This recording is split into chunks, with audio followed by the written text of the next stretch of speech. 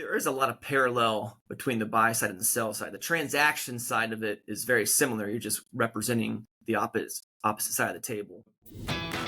Welcome to a brand new episode of the M&A Mastermind Podcast presented by Cornerstone International Alliance. I am your host, Nick Olson.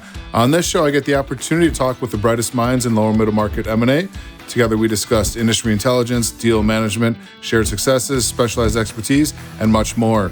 If you serve the small to medium-sized business owner, this show will offer you tactics and insights you can use and implement now to become a master in M&A. Check, 1, 2. All right. Welcome, everybody, to another episode of the M&A Mastermind Podcast, your go-to source for the latest industry trends and strategies to help you level up your M&A practice. I am your host, Nick Olson, Managing Director of Cornerstone International Alliance. We are a group of lower middle market M&A firms. Here we bring in masterminds who are experienced, knowledgeable, and gracious enough to share their expertise and how they've succeeded in the world of M&A. I'm really excited about today's guest. He comes from the great state of North Carolina, had over 16 years of experience in M&A. He's coined the buy-side guru within his firm. He loves hiking through the mountains of North Carolina. I hear he's a drummer and enjoys kickboxing to relieve his stress. Please welcome my guest today and partner of business acquisition and merger associates out of North Carolina, Bobby Lewis. Bobby, thank you for joining me today. Nick, thanks for having me. It's a pleasure. I'd say the backdrop was probably pre-kids. Now I've got a 5-year-old, a 4-year-old, and an 8-month-old at home that gives me stress. I wouldn't say relieves my stress, but no, it's good to be here. You guys got a busy household. We do. 3 kids under the age of 6. Love it. Great ages, though. I have a couple of kids, too, and I miss those times. My kids are 13 and 10, so not young kids. I mean, they're young, but not little kids anymore. Different battles at that age, I'm sure. Exactly. I always say one of the hardest times is when they're toddlers, when they first start to run around, but you can't really reason with them. So, there's kind of like it's got a lot of chaos. Yep. But so business acquisition and merger associates, you guys joined Cornerstone International Alliance back at the latter end of 2023, and really excited to have you guys part of our group. But just tell us a little bit about your firm, kind of how you got started, what your specialties are, and what kind of clients you're working with. Certainly. So business acquisition and merger associates, we go by BAMA for short. Lower middle market, traditional investment bank, providing sell side and buy side services. I think next year will be our 20th year in business. The firm was founded by Matt Bradbury, and our focus is primarily sell side mandates, buy side support. We'll support growth recapitalizations, management buyouts. I'd say collectively, we're probably more focused on general industry, so business services, manufacturing, value-add distribution. 80% of our clientele has a blue-collar workforce. So that's what we know. My family grew up in the mechanical contracting space. Matt's from Pittsburgh, and so he kind of grew up in that Rust Belt. And we just kind of steer in that lane and have enjoyed it for the past 19, 20 years together. Awesome. Now, I know you guys have, I believe, correct me if I'm wrong, but at the inception of the firm, you guys did mostly sell side. Is that correct? Yeah, early on, this predates me, but we were certainly more in the brokerage world doing some Main Street size deals, and then evolved over time into doing some lower middle market transactions. And I think Matt cut his teeth doing some smaller sell side activities. But it wasn't long. It was before I joined, Matt had already landed and closed his first buy side transaction. So we've been doing the buy side for at least 16, 17 years now. And it's been, a pretty significant piece of our overall business. I'd say to date, it's probably close to 50-50, depending on the year in terms of our time and energy on the buy side and the sell side. Yeah. So kind of from a historical perspective, starting off doing a lot of sell side, shifting into more buy side, and over time, like you said, now you're kind of 50-50. What was that What was the thought process in the firm's stance on that? Maybe a little bit of an organizational shift to move to more buy side work than you had done initially. It's a good question. I'm not sure if it was really by design. Kind of going back to Matt's background, he was in the fitness industry and did his own buy and build on their own account. And so I think he had 15 or so acquisitions, some turnaround situations that he supported as a COO of a healthcare organization. So he kind of came into the business with a strong pedigree on the buy side. I Mm-hmm. think that just naturally parlayed into what we offer today. So I had to ask him more specifically, was buy side versus sell side kind of in the back of your mind, or were you just looking for opportunities and knew you had that hunting DNA that would prove itself to be fruitful in investment banking? Yeah, I know. As we'll kind of dive into the conversation today, we'll uncover some benefits of the buy side, which I would imagine would obviously play a role into that. But in talking with a lot of M&A advisors, I always love to hear the response to, what percentage of your practice is sell side, what percentage is buy side and valuation work and consulting work. And, most times you hear it's mostly sell side. Well, why don't you do a lot of buy side? Well, it's just more difficult. It takes longer. It's not as lucrative. Those are the kind of the things that you hear as to why, firms might not dive into that end of the pool. And so, do from your perspective, is it more difficult or not? And if so, why or why not? Well, I'm glad the market thinks that way because it reduces the amount of competition we have out there. Yeah. So it is hard. Don't do it. It's a waste of your Yeah. time. Uh, just kidding. But you know, all M&A is hard. It's all difficult. I think it's just a very different process and system to run a successful buy side practice. But I say like what challenges us the most, and I think this is fairly global in terms of thinking about the buy side, is you don't have a motivated, committed seller. You are working with a buyer, and there's buyers are a dime a dozen, but finding a well-run company with a motivated seller that has realistic valuation expectations, just like sourcing a sell side deal, you have to do a lot of kissing of frogs and understanding what's marketable, what's realistic, and then move forward accordingly. So I say that's the biggest challenge is just identifying the business owner who has not been actively looking to sell their business. On the buy side, it's all for us, it's all proprietary buy side searching and hunting. And so, talking to a lot of business owners who are maybe a couple years out, or it's on their radar to consider a sale, or maybe their succession plan, but they're not fully committed. So that's the biggest challenge. And then the time and energy, kicking a lot of cans, doing a lot of research, doing a lot of outreach. It's a grind. And we've learned the hard way over the years, like what you can do to be more efficient with your time and energy. But it's challenging, but it can pay dividends if you kind of get the right client, because you're only as good as your client on the buy side. And what we've enjoyed through this process is a lot of our buyers will buy multiple companies from us through one engagement. So on a economics scale, the typical fee on a buy side is lighter, but when I can do 3 deals with the same buy side client, it far and exceeds what I would do on the sell side. Yeah, and it goes back always to the $1 million question: how do you find a business owner when he or she is ready to sell? It obviously plays a factor in the sell side, but as you just stated, in the buy side too, because you're ultimately looking for the same thing. And we'll kind of get into more of that, in a minute too. But from developing a buy side practice, or whether you're thinking, hey, I want to try the buy side. I'd like to get a couple under my belt just to say I've done it or whatever. Like, what are some things that you need to consider and be aware of that might be different from your normal sell side M&A advisory work that before you dive into that, like, you really got to think about? The first question you'll want to ask yourself is, are you a hunter? Do you feel comfortable in more of a business development role? Because Mhm. the biggest piece of the buy side from our practice's perspective is the origination, the sourcing side of the buy side practice. A lot of market research, a lot of outflow communications to business owners, cold solicitations, whether it's through a phone call, an email, letters, gifts, networking on social media.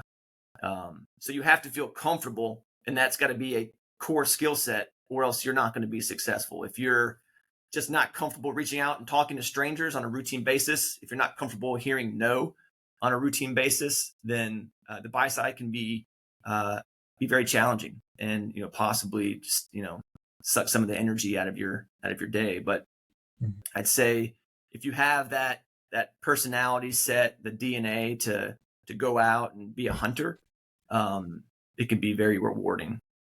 And we know this from practice, and a lot of our cohorts in the space, they're more analytical. They don't want to be on the phone reaching out, cold calling folks. And it's just not going to be a successful path for them. So that's step one is, are you comfortable taking on that role? The other side of it is, do you have bandwidth? Do you have the team to support those efforts? The buy side is, I'd say, on a man-hour perspective, certainly more demanding than a sell side engagement. The sell side, it kind of, you might be, busy on one side and then kind of take a breather, and it's busy on the backside, and there's more ebbs and flows, I think, just based on a traditional sell side process.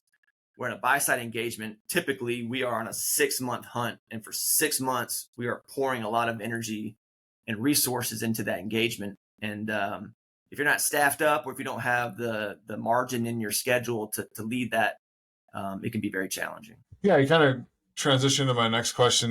Differences between a sell side and a buy side practice, or being a sell side advisor compared to a buy side advisor. Any other things that are main differences in approaching that practice, besides, like I said, you got to be the hunter, you got to be a heavy business development type of person, you got to have the time, effort, and energy, and the willpower to do it.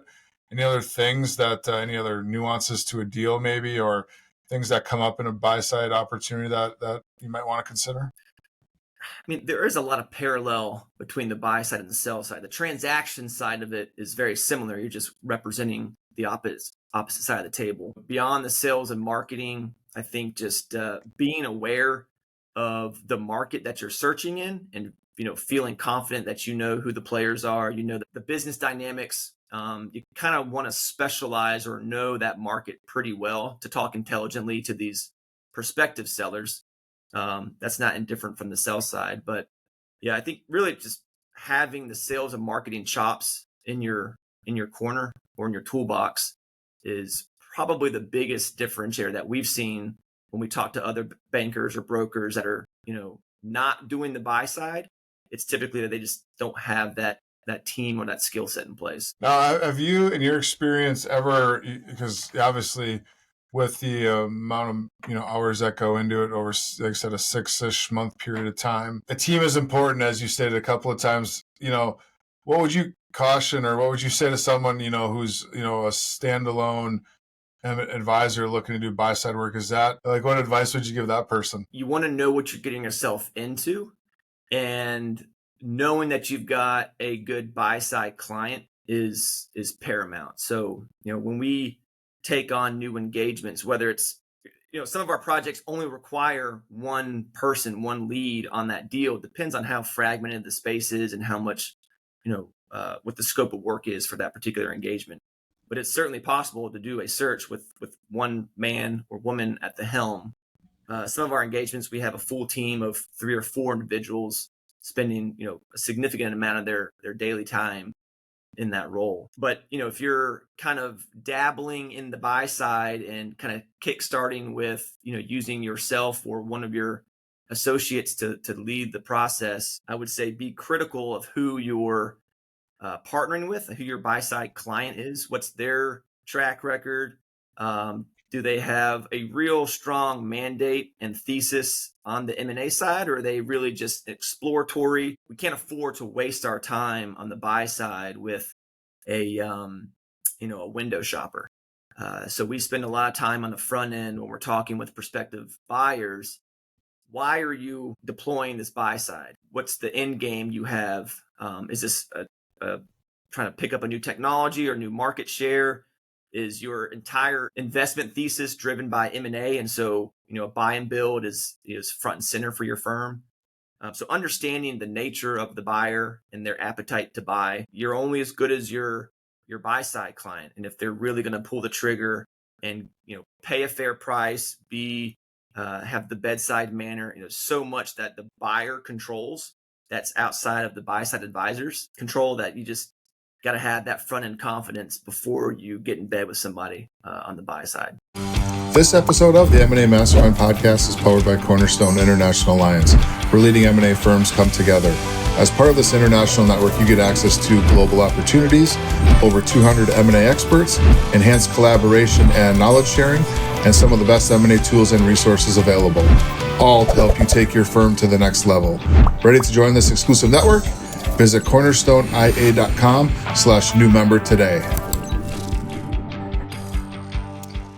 How else can you develop that confidence? Like, are there certain questions you ask a potential buy-side client, or things that you want to look for to know, like, yeah, they're really committed to this? They're not just, tire kickers necessarily, but they really want to grow through acquisition. Anything else that you've found that's been helpful or beneficial or helped you guys succeed to picking the right clients? I tend to steer away from first-time buyers. That's usually an area where there's a lot of learning curve involved, especially if they are, let's say, an executive buyer. Somebody's leaving a comfortable corporate position. They've got some net worth or maybe some family money to back them in a search, but they haven't gotten the green light from their wife or husband to really pursue this, to leave the security of their current role. Early on, we faced that more, where we took on some of those individual or executive buyers, and it's just, you got to feel confident that they are 100% in. You can't be 50-50. Oh, if the right opportunity comes by and it's a fair price, it's a good business. We want to know that they are committed. We charge retainers on every single buy side engagement, so we know that there's a level of commitment on their end, and it's not an insignificant amount. We want to make sure that we're covering our nut. We're also ensuring that they are going to be committed to the process going forward. So that's just understanding their motivations and their track record. I'd say 90% of the time for us, especially for the past decade, has been PE sponsored companies that are conducting some type of buy and build strategy. We know that the buyer has a mandate in place to go out and really drive growth through M&A and organic growth. We know they've got the funding and the capital partner relationships in place, and that they're experienced. They kind of know what they're doing. And a lot of times those organizations really just lean on us as an offshoot of their corporate development arm, sourcing and driving proprietary deal flow. Going back to the individual buyer who might not be as experienced in deal making, there's probably a lot more hand-holding involved. They don't know all the ins and outs of the process once it go under letter. Who do they retain for supporting due diligence? Do they have a strong transactional attorney? Do they have financing in place? What relationships do you need to bring to bear to help them execute on the deal? So again, going back to the motivation and the confidence and the track record of the buyer will just help you plan for what is coming down the pike and react accordingly.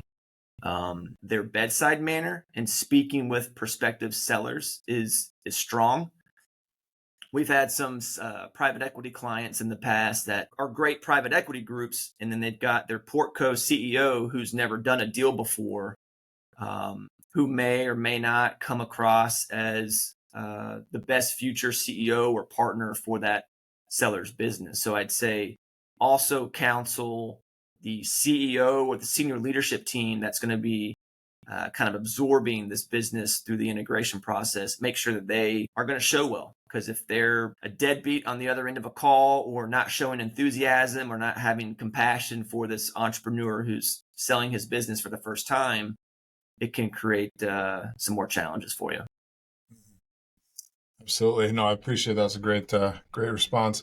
What kind of clients you typically working with? Is it is it private equity backed? Is it someone who's not backed by any, Mhm. maybe it's a bootstrap company looking to grow? I guess what are typical type of clients you're working with, and are there any, differences amongst them? Yeah, absolutely. We've worked with almost all of them in some capacity. Like I mentioned, the lion's share of our buy side activity is driven by private equity backed portfolio companies that have a thesis on inorganic growth. So I'd say largely those are the organizations that we know with confidence. They're usually private equity groups that we've sold companies to in the past, or Mhm. they've got a reputation in the marketplace as being good, fair deal makers. We think from a certainty to close and having confidence that they will get the deal done, we feel pretty strong. But private equity, they're all different. There's thousands of them out there. They've all got different personalities and approaches to the marketplace. So just because they're private equity and they're looking to roll up a market doesn't mean they're going to be the right fit for us. So we like to Mhm. make sure that there's that personal side and just comfort level on the relationship front that we're going to be successful partnering together. We've worked with public companies. We've got an engagement right now with a public entity, actually based out of Europe, that's looking to enter the North American market. That's different, as you can imagine, not just from like a language barrier and cultural barrier, but they're public and kind of go at a certain pace and have board approval. And it's been a learning experience for us, but great client, a great story. The sellers that we're engaging with see a lot of value in a potential partnership, so it's been very successful to date. And then we've worked with family-owned companies. We've worked with individuals. We've had folks that have sold a business in the past and want to use their capital to co-invest or reinvest in another business for you know their second generation or for their own experiences. But the, every buyer, regardless of whether they're public or private or PE, they're all different, and they're all going to have their own motivations and criteria. So developing that relationship on the front end to make sure that you're going to mesh and be successful together. It's pretty important. Spend time on the front end, getting to know who this partner is going to be, because you're going to be you know pretty intimate with each other for the next several months. Yeah. Well, and you mentioned the fact that you want to find the right client, and whether that's public, private, or whatever. What are some tactics that you guys use to, and you mentioned also, you're finding a lot of buyers through your sell side practice. You're meeting a lot of private equity groups where maybe they were, looking at one of your sell side opportunities.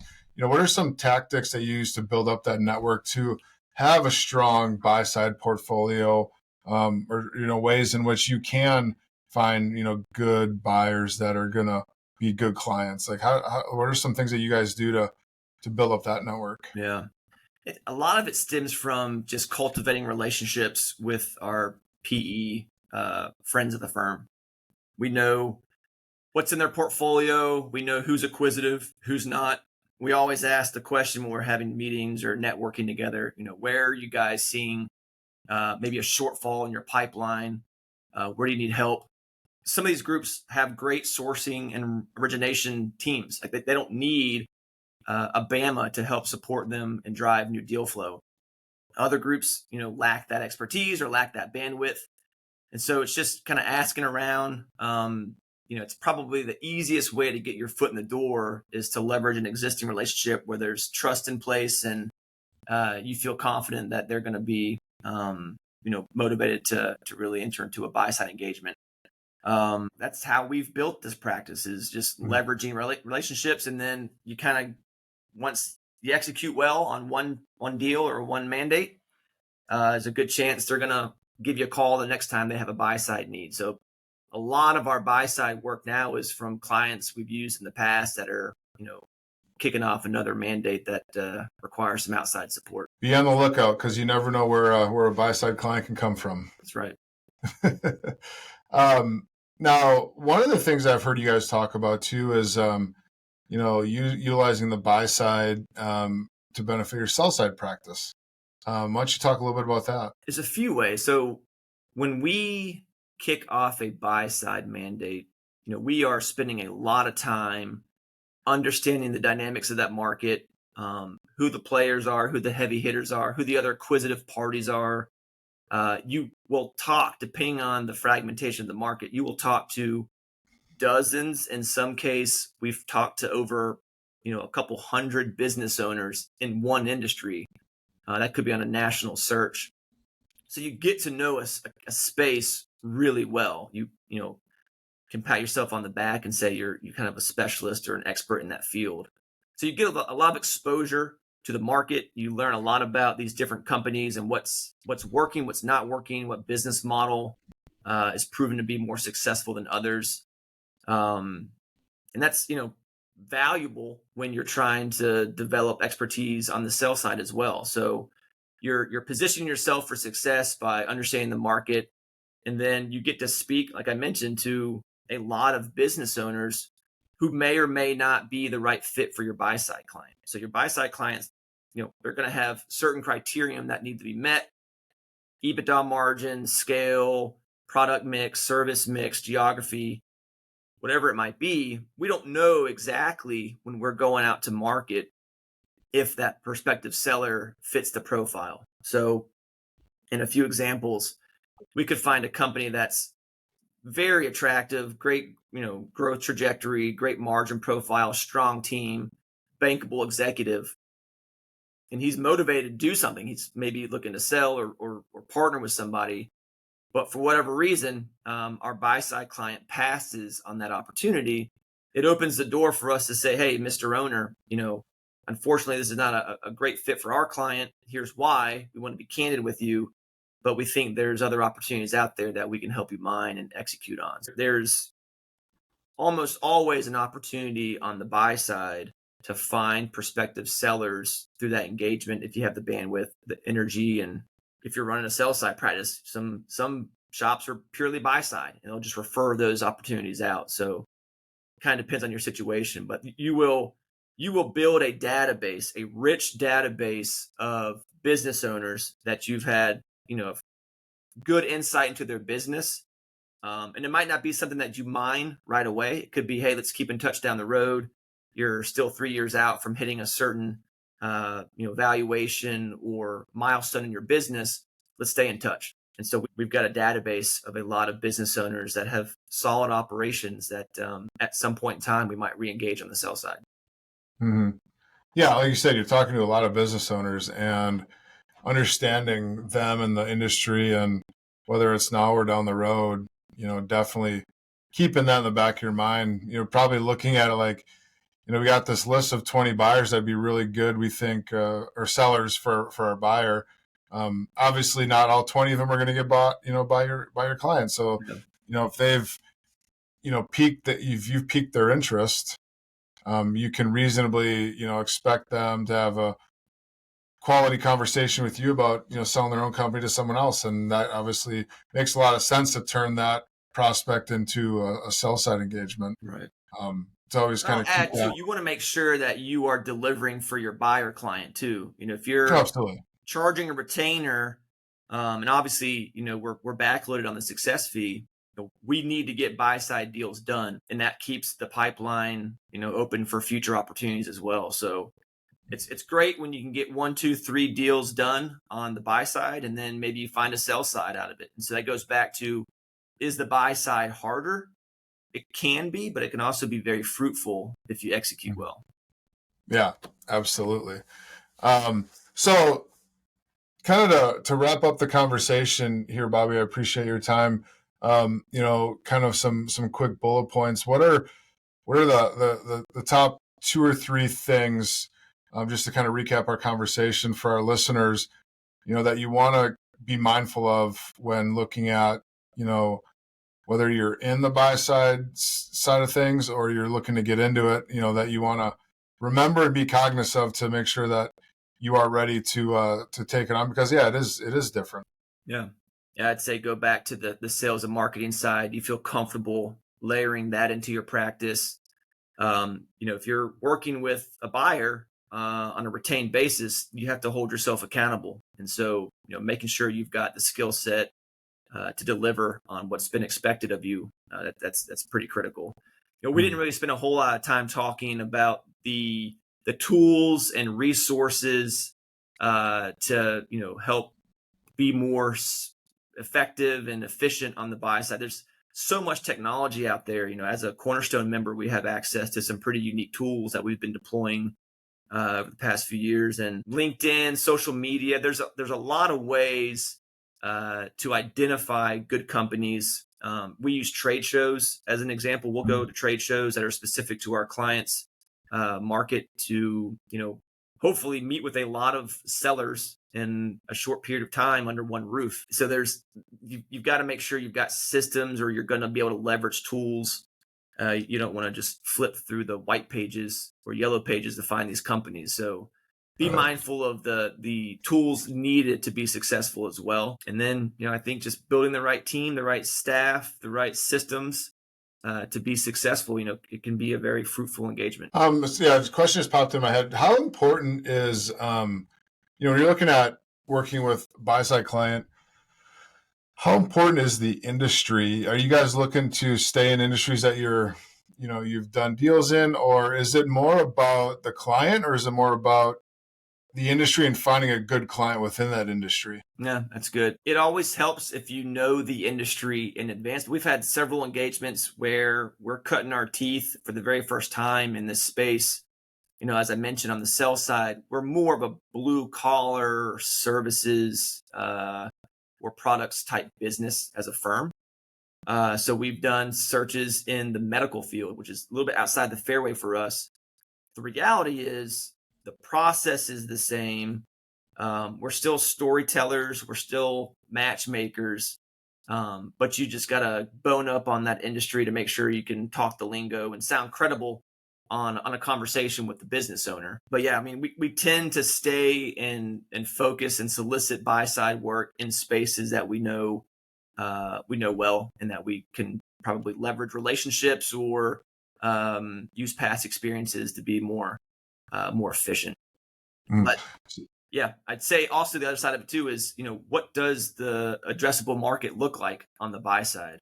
There's a critical mass that's required, at least for our firm, to feel, a level of confidence that there's enough sellers, or the dynamic of sellers is going to prove to be sufficient to meet the needs of our buy side mandate. Are looking at huge markets that are highly fragmented, thousands of potential targets out there. How are you going to staff that? How are you going to man that? Do you have the resources to really uncover all those rocks and deliver the responses you're looking for?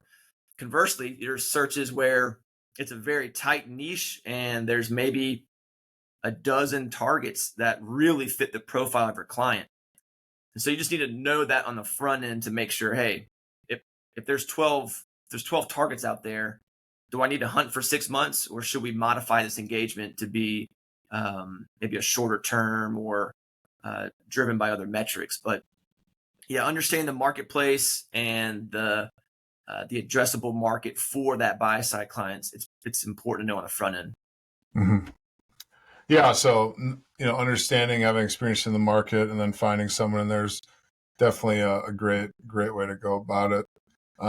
Bobby, this conversation was amazing. I appreciate all of your great insights, and I know I learned some things. I would undoubtedly guess that our listeners did as well. So really appreciate you taking the time, sharing your expertise on all things buy side related. So appreciate you doing that. If our listeners want to know more about Bama, or have questions for you, where can we send our listeners to go find out more? Yeah, I'd say visit our website first. We're at www.buysellyourbusiness.com. You'll find more about our buy side practice and the different tactics that we use. Also, feel free to give me a call. That's our main line here at our Charlotte office. If you've got questions on building the practice, or some of the tactics that we use specifically to be successful in the market, happy to do some mind share with you. This whole conversation stemmed from a mastermind session we had here at Cornerstone International Alliance with all of our principals, and it was a great conversation. We had like 10 or 15 people on the Zoom call, and we're talking buy side stuff and sharing information and collaborating and picking each other's brains and figuring out how everybody's doing what. And so that's really what our alliance is all about. And I know you and Matt were instrumental in that conversation, and made a lot of sense to talk to you, the buy side guru, Bobby Lewis, about all things buy side. And so just I was sitting there through that conversation, I'm like, we needed to make this a podcast. And so we did that today. I appreciate you doing that. And thank you so much for all of your insights on that as well today, Bobby. And that's all we have for this episode of the M&A Mastermind podcast. Definitely like, share, comment, send this episode to anyone who you think can benefit from our conversation, who wants to learn more about, developing a buy-side practice. Bobby's expertise are surely going to be helpful in helping you make that decision. You can check out all of our episodes at cornerstoneia.com/podcast. You can find our episodes on, Apple Podcasts, Spotify, YouTube, all those great places.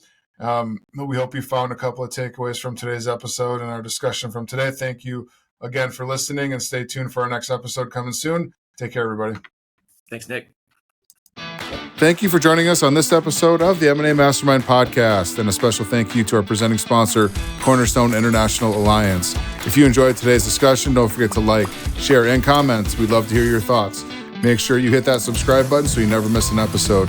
We'll be back next week with more insights, strategies, and real-life experiences to help you take your M&A game to the next level.